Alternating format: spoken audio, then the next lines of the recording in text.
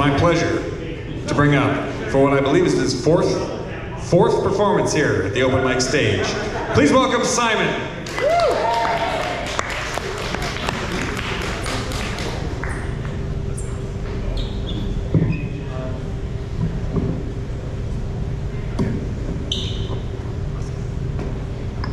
Hi everyone. So I have a bunch of poems from a variety of times in my life. Some of them are older, some of them are newer. This one, I actually typed it in 2013. I don't know, I wrote it before that, so it's probably 2007 or so. I wrote this when before I was married, I was living with a roommate who's coincidentally, her name is Rebecca.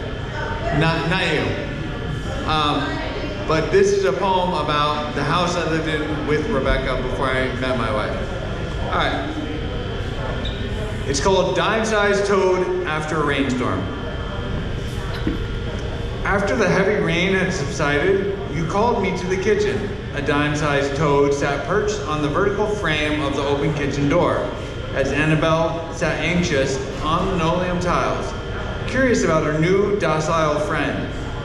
You stood behind my crouched body as I gazed, much like the dog, studying the tiny, off-white form who appeared to defy gravity with suction cup feet, until I cupped my giant hand around the damp, cold creature, easing him off the wall and into my warm palm. Through the storm door, with my elbow, I carefully edged downstairs on rain-soaked 10x1s and crouched again on the soggy grass, opening my hand for the toad's release. He hesitated in leaving, finding the top no matter where I turned my hand, avoiding the wet grass leaves as I brushed my hand through them, until he finally jumped away, disappearing in the direction of the salt marsh at the edge of the yard. An hour later, an identical toad appeared on the outside of the storm door, backlit by the floodlight on the deck.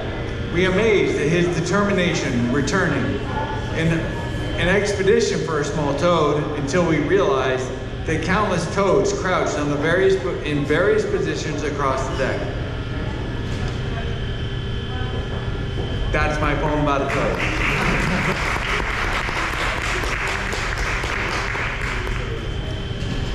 Thank you. So this next poem is kind of schizophrenic, I guess. This is from 2016. I wrote this poem while I was running. You might not understand that, but I really did I wrote this while I was running. I literally took out my iPhone and I opened Google Docs and I did voice to text while I was running, and that's where this comes from. So this one's called What Lucky? The repeating flavor of peppermint patties reminds me of nights filled with silver tequila and bad decisions. It all makes sense through decades of endurance. I have gotten by without much more than bumps and bruises. I used to wonder why. Good things seem to happen to all sorts, but some more than others. Jerry blood tested the blowfly and broke through the breeze of quietude electricity. Lazy capers and lost adventures, a history of hoods and emotional states. As a source of embarrassment, I crushed it. Cook all the evils, a prescription for goodness. Reasons to jettison became apparent, reaching for a regular weapon, and to ultimately derail health and happiness. We ran out of language and were backswept badly, then accused the baseboards of borrowing the business. We all love the fact that this is ostensibly about regret, but the care malaise takes over. And the new version of you, your pants get tight, is stigma, apprehensive and with care. The future continues to admonish dependent regions without direction and without an analysis of the past. The world becomes convex and fatal, with a denatured density, inedible but everlasting, indelible but tasteless. I can get behind that. That's my schizophrenic poem.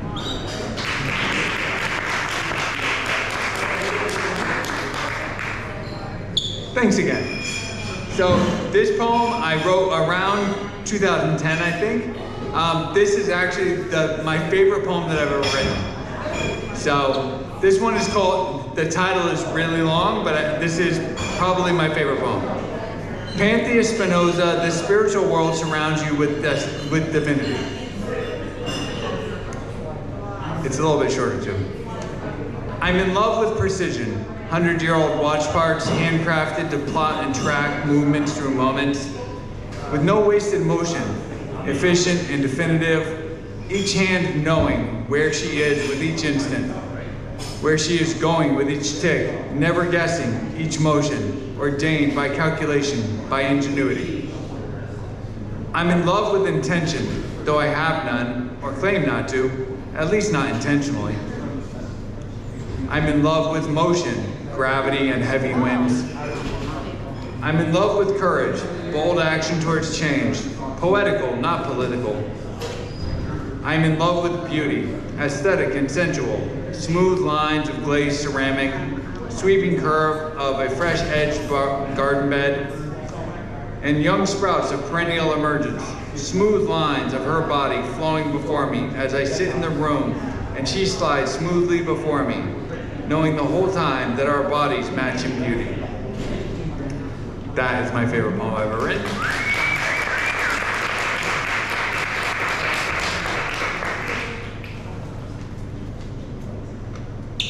No, I already read that one? My poems got confused over there. All right, so this one I wrote in January of this year. So this one's a little bit more recent. This one's called Intentional. Every now and then, I question my own intentions. I used to say I had none. I'm not sure anymore. I draw the line between intentions and ambitions, preferring injured words to broken promises. Broken words work better lying on the ground dead. Revive. Every now and then, words will heal themselves faster than they break into isolated letters.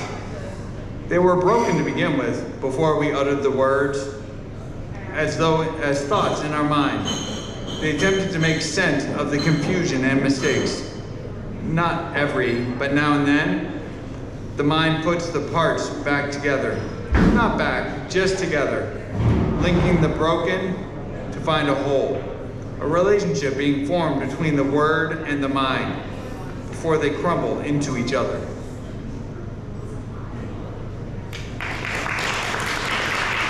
So, if I have time, I want to try something. So I brought it up here. So I'm working on putting a collection of poems together. This is going to be kind of weird to do. This is a collection of poems that I wrote in 2020, from the entire year of 2020. So I want to read the introduction and the first poem to you guys, if you'll take it. So, and this is the cover, that's the imagery. You might not be able to see it from here. The working title for this poem is Road to Recovery. So I did a writing group last Wednesday, the first time I ever did this writing group. I mean, I write with friends. They gave me some ideas for other ideas for a title. The working title right now is Road to Recovery. They said it sounded too much like an AA collection of poems. So they kind of, Coma Chameleon is another one, which I halfway came up with, but somebody did a play on it. So it's a play on Karma Chameleon. And then The Year I Missed Christmas and Valentine's is the other one. So those are the suggested titles. If you guys want to tell me afterwards what I should use as a title, that's cool. So this is the introduction to the collection of poems that I wrote in 2020. And it's really small. So introduction, the short story. On 16 December 2019, while running down the road after a day of teaching high school English, I teach high school in New Haven, by the way. After a day of teaching high school English, I was hit from behind by a truck driving at an estimated speed of 40 miles per hour. Luckily, if that can even be said in this situation, This occurred, I can't see this. This occurred very near a fire station, and the EMT on duty responded immediately and resuscitated me. I remained in a coma-like state for over a month and a half in a hospital, and I was transferred to a nearby rehabilitation center on the 31st of January 2020. My wife Denise and my son Eli took the trip to Florida during February break that we had booked together before I was hit. Eli was only 7 years old at this point, and my wife wanted to bring him some piece of normalcy with everything that was going on in his life. My first memory is eating dinner virtually with Denise and Eli on Valentine's Day. We shared the meal via FaceTime, a precursor to the year of virtual life that was to follow due to COVID-19. I wrote the first poem of my new life a few weeks later on the day of a race that I had registered for before I was hit. This book chronicles my recovery over the year following the incident that changed my life forever. I was unaware of my situation at first, and I'm not even sure, as I write this introduction, where this will end up for me. The one thing I do know is that I believe in luck more than I ever did before. What follows is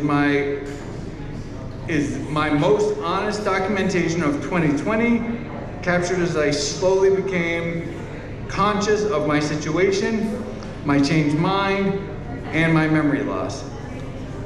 My permanently altered body and a steadily adapting world. I was an amateur runner, a poet. I was a father, a husband, and a teacher. I am trying to find all these things again. I use poetry to help me recover, both mentally and physically. Where necessary, on days where I was anxious and wrote more than one set of words. Throughout this collection, I have selected the poems that I feel most capture my life. Other than the selection and some minor editing for spelling, these poems are unrevised. They honestly show my experiences and progress over the years when nothing seemed to be going right for anybody. And the first poem I wrote, this is from the 24th of February 2020. It's called Half Whole. Half whole, and wondering when I'll run again. Trapped indoors, unable to walk still, but then I never was, really. Life is a nightmare for all my visitors, those who come into my domain for an hour or two. Left later, I lie in bed and eat fruit-flavored candy like Swedish Fish and Skittles after I urinate in a jar. The end is near as I sleep in past the Colchester Half Marathon. It was today and I couldn't go. So, some of you know about that, but that's probably a shock to a lot of you. That's me. And that's what I want.